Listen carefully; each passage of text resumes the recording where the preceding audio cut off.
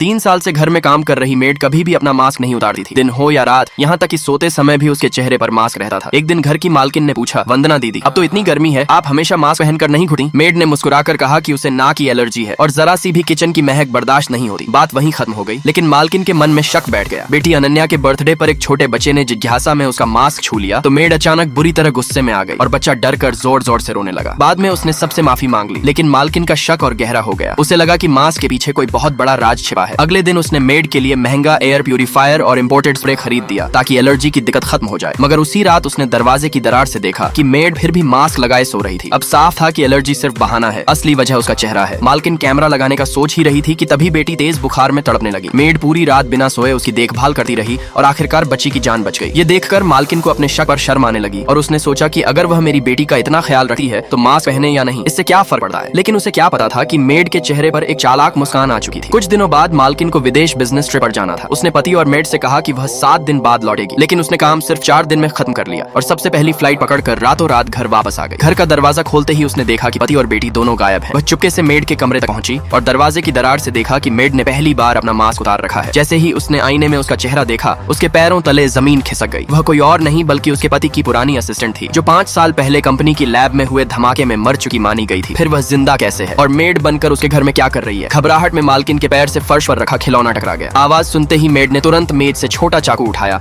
और बाहर आ गई, लेकिन लिविंग रूम में उसे कोई नहीं मिला। सिर्फ रोबोट वैक्यूम में खिलौने से टकरा रहा था। किसी तरह बचकर मालकिन वापस अपने कमरे में चली गई। उसके पास कोई सबूत नहीं था, इसलिए वह पुलिस भी नहीं जा सकती थी। रात को मेड ने ढेर सारे खाने बनाए। मालकिन ने देखा कि मेड और उसका पति एक दूसरे को अजीब नजरों से देख रहे हैं, जैसे असली परिवार वही दोनों हों और वह खुद इस घर में पर आई हो। अब उसे यकीन होने लगा कि 5 साल पहले उसके पति ने उससे झूठ बोला था। अगली रात पति के सो जाने के बाद उसने उसका फोन चेक किया और डिलीट किए गए मैसेज देखकर उसका शक और बढ़ गया। फिर वह स्टडी रूम में सबूत ढूंढने लगी और उसे एक पुरानी फोटो मिली जिसमें वही असिस्टेंट बिल्कुल मेड जैसी दिख रही थी। फोटो में उसके पति को देखने का अंदाज किसी कर्मचारी का नहीं बल्कि एक ऐसी औरत का था जो उस आदमी पर अपना हक समझती हो। अगले दिन वह सीधे घरेलू सेवा एजेंसी पहुंची और मेड की जानकारी मांगी, लेकिन जवाब सुनकर उसके होश उड़ गए। एजेंसी ने साफ कहा कि उनके यहाँ वंदना नाम की कोई मेड कभी काम ही नहीं करती थी और उन्होंने उसके घर पर कभी किसी को भेजा ही नहीं। अब मालकिन समझ गई कि 3 साल पहले जब उसका पति इस मेड को घर लाया था तभी से पूरा खेल शुरू हो चुका था। लेकिन उसे जरा भी अंदाजा नहीं था कि उसी समय मेड हाथ में बेसबॉल बैट लेकर उसकी बेटी अनन्या की तरफ बढ़ रही थी। बच्ची के रोने की आवाज सुनते ही वह दौड़कर पहुंची, मगर अनन्या मुस्कुराते हुए बोली, मम्मी मैं ठीक हूँ। आंटी मेरे साथ रेड राइडिंग हुड और बिग बैड वुल्फ वाला गेम खेल रही थी। बेटी की बात सुनकर भी मालकिन का डर बिल्कुल कम नहीं हुआ, इसलिए उसने तुरंत कहा, चलो बेटा आज हम दोनों अभी के अभी पार्क घूमने चलते हैं। लाइक सब्सक्राइब कर देना, भगवान आपको बहुत खुशी देगा।